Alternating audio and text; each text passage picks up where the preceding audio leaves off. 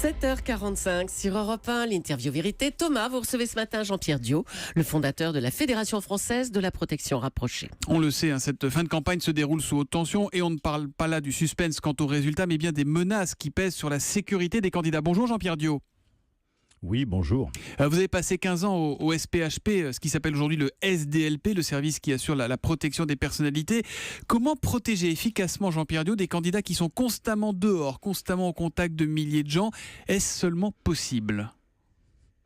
Bien écoutez, oui, c'est possible, mais ça dénote de mettre en place une structure assez importante, avec des effectifs importants, du matériel important, de façon à ce que ces candidats puissent travailler dans de bonnes conditions. Vous avez combien de temps pour réagir lors d'une agression ou quand un problème survient? Il faut réagir dans les combien de temps?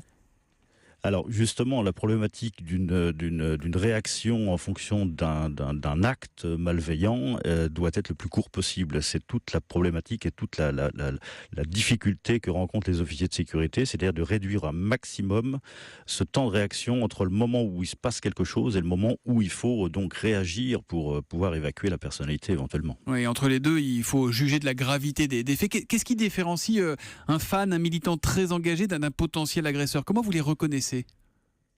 Alors, justement, dans la formation des officiers de sécurité, il y a tout un panel de formation qui est fait pour justement détecter, engager, voir si la personne a des intentions malveillantes et tout.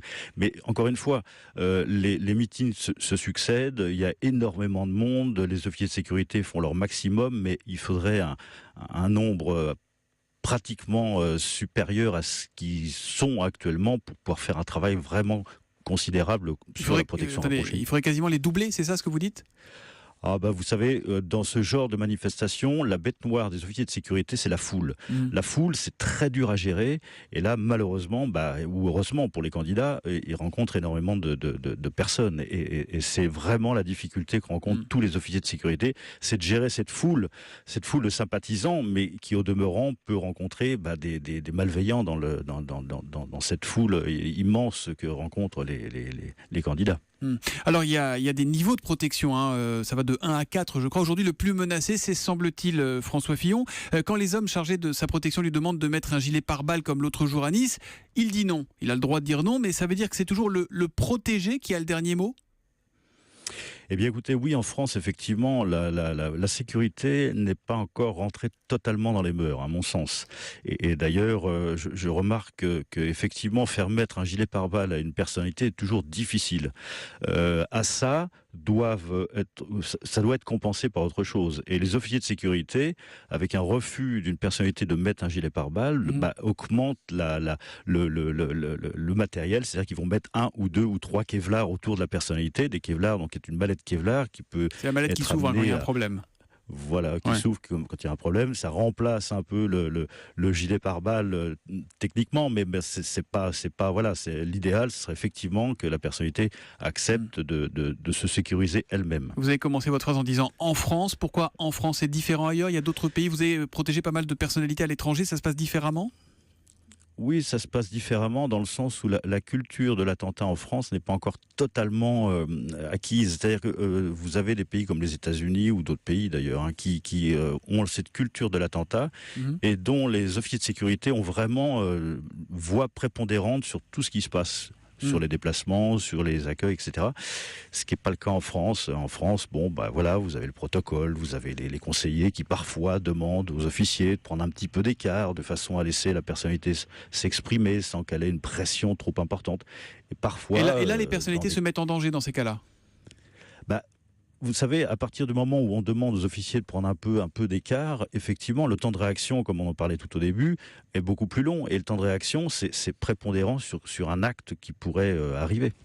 Et du coup, quand on voit un candidat se faire enfariner ou prendre un œuf, ce qui a été le cas d'Emmanuel Macron au sein de l'agriculture, on se dit c'est pas bien malin, mais c'est pas bien grave. Pour vous, c'est un sujet inquiétant?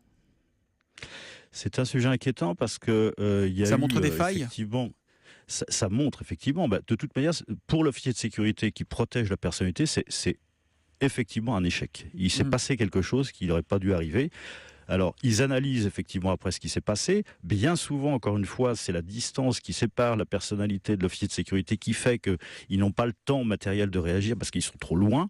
Et automatiquement, ça provoque une espèce de questionnement quand ils font le briefing de ce qui s'est passé. Et là, ils veulent réduire un maximum cette distance de façon à être au plus près. Plus la foule est dense, plus il faut réduire les distances. Est-ce que vous leur dites tout ou est-ce que vous les épargnez, les personnes que vous protégez? Il y a souvent un rapport presque intime qui se crée. Hein. Vous vous connaissez bien au bout d'un moment où vous passez beaucoup de temps ensemble. Oui, effectivement, mais vous savez, c'est encore une fois, la culture de la protection n'est pas encore totalement intégrée. Je me souviens, pour vous raconter quelque chose, que j'ai eu beaucoup de difficultés à faire essayer le gilet pare-balles à M. Sarkozy, parce qu'on me disait qu'il n'avait pas le temps, qu'il n'avait pas voilà, il était très pris, effectivement, et je me suis obligé à lui demander personnellement, j'ai dit, monsieur, accordez-moi 5 minutes que je vous essaye votre gilet pare-balles en cas de problème, que voilà, qu'il n'y ait pas de... Et ça a été difficile d'arriver à ça. Pourquoi ? Parce qu'encore une fois, l'entourage a d'autres préoccupations que pour la sécurité du moment, quoi. Vous, c'est la sécurité, les politiques, on peut les comprendre aussi, c'est plutôt l'image, hein, c'est ça ? Tout à fait. Mais vous leur dites tout alors, vous les épargnez. Est-ce que vous, votre job, c'est aussi de leur dire il n'y a pas de problème, tout va bien, même quand vous êtes tendu ? Vous savez ce qu'il faudrait, l'idéal, ça serait qu'il puisse y avoir un entretien particulier entre les officiers de sécurité et la personnalité au moment où ils prennent leurs fonctions. Or, ça, c'est toujours un petit peu délicat. Puisqu'encore une fois, voilà, il y a beaucoup plus important. On estime que voilà, ça reste quelque chose de secondaire. Mais il faudrait qu'il y ait une espèce de rencontre tout au début du travail pour dire voilà, monsieur, en cas de problème, voilà ce qui se passera, voilà ce qu'on peut faire, voilà ce qui va arriver. Et d'ailleurs, encore une fois, les personnalités, bien souvent, on leur dit pas tout sur une extraction particulière et autres, mais ça serait intéressant de pouvoir discuter avec eux quelques minutes en leur disant voilà, dans tel cas, il se passera ça, on fera ça, etc. J'ai une dernière question, Jean-Pierre Diot. Là, évidemment, il y a 11 candidats à protéger, il y a beaucoup de meetings, etc. Est-ce que ça va être plus simple pour l'entre-deux tours ou pas forcément ? Non, pas forcément. Vous savez, toutes les missions de protection, quelles qu'elles soient, ont une difficulté particulière. Chaque mission est une difficulté particulière qu'il faut aborder en fonction du temps, du moment, de l'endroit, etc. Et donc, ça restera toujours une difficulté. Merci beaucoup Jean-Pierre Diot d'avoir été en direct et en duplex de Rouen avec nous ce matin. Vous êtes, je le rappelle, le fondateur de la Fédération française de protection rapprochée. Merci et bonne journée à vous.